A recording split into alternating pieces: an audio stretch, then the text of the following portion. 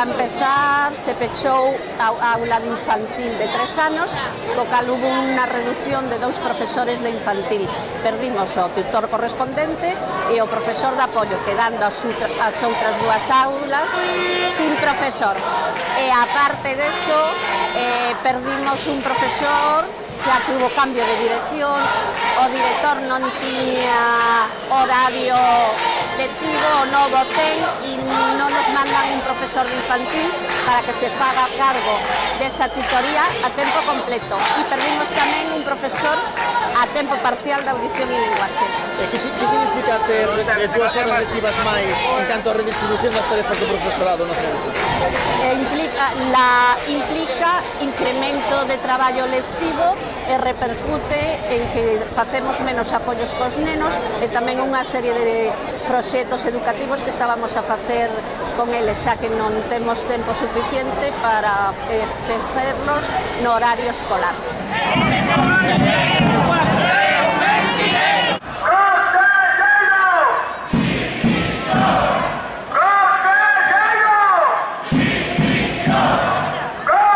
Aquí nesta manifestación protestando pola situación a que está levando estas medidas o ensino público. Un aumento de horario lectivo, o cal non somos nós os docentes principais perxudicados, senón vai ser o propio alumnado. Un alumnado que vai ver como mentres nós nos adicamos a dar esas horas que nos aumentan, non nos vamos a poder adicar a preparar as clases, a facer atención á diversidade e un montón de outras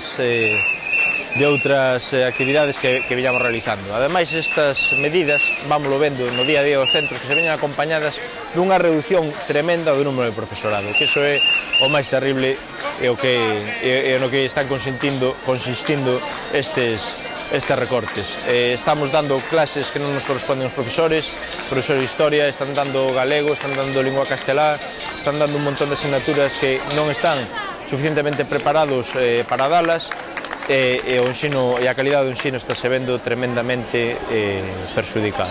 Por iso estamos aquí protestando e por iso as movilizacións non pararán ata que os ataques ao ensino público non cesen.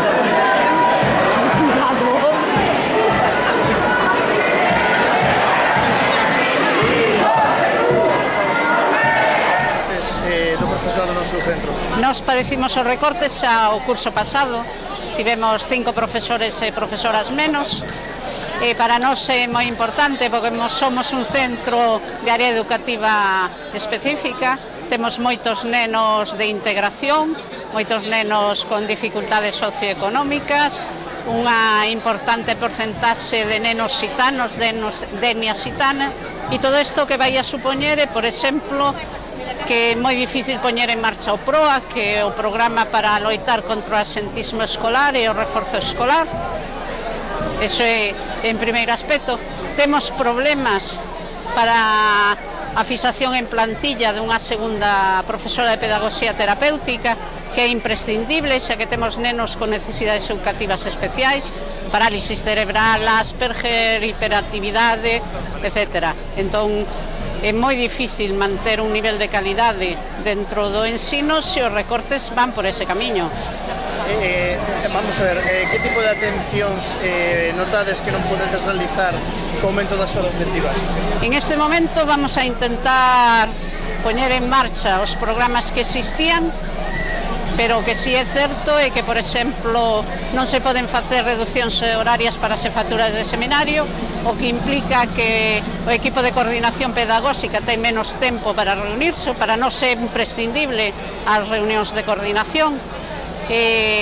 Algúns dos reforzos educativos desaparecen porque non se poden facer desdobres en certas aulas con necesidades específicas, e logo temos tamén dificultades a hora de conxugar o horario da cuidadora dos nenos con necesidades específicas, porque unha das rapazas ten unha oferta modular e outro dos rapaces é de secundaria obrigatoria, e entón hai que alterar todo o horario do centro para que a cuidadora teña un horario normal, porque senón tería que estar traballando desde 9 da mañán hasta as 10:30 da noite.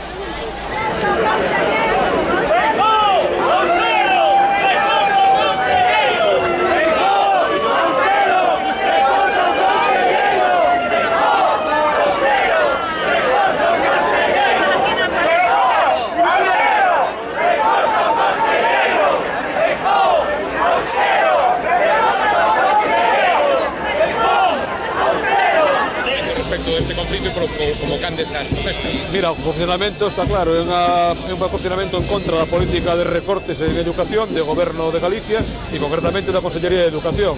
En este momento iniciamos o curso e xa podemos afirmalo con datos numéricos na man, con case 1000 profesores menos que o ano pasado, pero con máis alumnos. Que repercusión ten isto? A repercusión que ten é que en primaria temos un montón de profesores, concretamente todos que aprobaron este ano a oposición por a especialidade de primaria, facendo as prácticas noutra especialidade distinta, os 150. Temos moitos profesores que non están impartindo a nosa especialidade, que serán funcionarios de carreira. E en secundaria temos un alto número de profesores que non imparten ninguna sola hora da súa especialidade. Un de filosofía impartindo só historia, un de galego impartindo prácticamente todo francés. É dicir, isto é o peor inicio do curso dende fai máis de 30 anos en Galicia. A resposta da Consellería de Pais está sendo unha resposta absolutamente negativa, é dicir, ni nos chama a negociar, vendo o seguimento que ten esta folga e que tuvo as anteriores manifestacións, nin ten ningún interese en negociar nada, senón en impoñer. Afirman incluso que é unha folga política. Non queremos dar unha resposta. Claro que é unha folga política contra os recortes educativos de un goberno determinado. E dicen que non hai folgas contra outros gobernos. Eso é absolutamente mentira. Houve unha folga tamén contra o goberno central cando houve recorte retributivo, e haberá máis se hai outra agresión desde o goberno central, goberne quen goberne no seu momento. Pero todas as folgas que teñen que ver con a administración son folgas políticas contra políticas determinadas e non vamos a escondelo, pero non en clave electoral.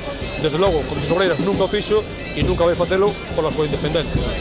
Pensades que a xente é consciente de que estes recortes teñen un coste social a medio prazo e de que, aínda que fosen rentables a curto prazo, paseiro paso, ao final vai ser, digamos, pan para hoxe e pan para mañá? Nos creemos que, vamos a ver, a xente está bastante desinformada, porque o certo é que nos tratamos de trasladar unha información á sociedade, pero a Consellería traslada a situación contraria, é dicir, nega incluso a realidade do recorte persoal. É dicir, o recorte é moi sinxelo. Eu outro día nunha entrevista o director xeral de Recursos Humanos non quiso entrar no debate coas coalicións sindicais, simplemente deu a súa opinión pero fora de debate, e logo acabou dicindo na terceira vez que lle preguntaron é verdad o recorte que afirman as coalicións sindicais, dixo, é mentira. Eu aquí afirmo que está mentindo o director xeral de persoal e afirmo con rotundidade. Insisto, 1400 xubilacións se produciron este curso pasado e se repuxeron con 256 prazas na oferta de emprego público e 184 postos máis de traballo en interinos. A suma é fácil e rápida de facer, e estou utilizando datos que veñen no DOGA. Os datos de 256 profesores na oferta de emprego público saen no DOGA, e o dato de 184 interinos traballando máis que o ano pasado é o dato que dá a Consellería. Por tanto, eu fago a resta, 1400 jubilacións menos isto me dan cerca de 950 postos de traballo menos. A xente non sabe a que para baterse, non é se que decimos verdade somos nós ou é a propia Consellería. O que está claro é que o que están atacando é a esencia da escola pública, é dicir, se reducen profesorado, a atención, sobre todo os apoios educativos, os reforzos son os que se ven diminuídos, e justamente está atacando aqueles rapaces que engrosan as filas do fracaso e do abandono escolar. Estábamos nunha situación de avanzar nos programas de contra o fracaso e abandono escolar. En este momento a situación é de retroceso. E máis, eu me atrevo a utilizar cifras dos presupostos xerais dos orzamentos de Galicia, vamos, que saen nos DOGAs todos os anos. En este momento, a reducción con respecto á formación do profesorado, importantísima para que haya un ensino de calidade, é de un 29,6% con respecto ao ano pasado. Orzamentos da Xunta de Galicia.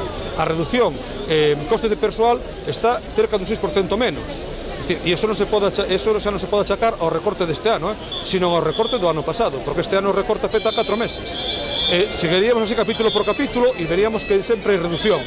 nun país no que partimos dun investimento con respecto ao PIB inferior ao resto de Europa. Por tanto, vamos no camiño contrario. Cal é o problema?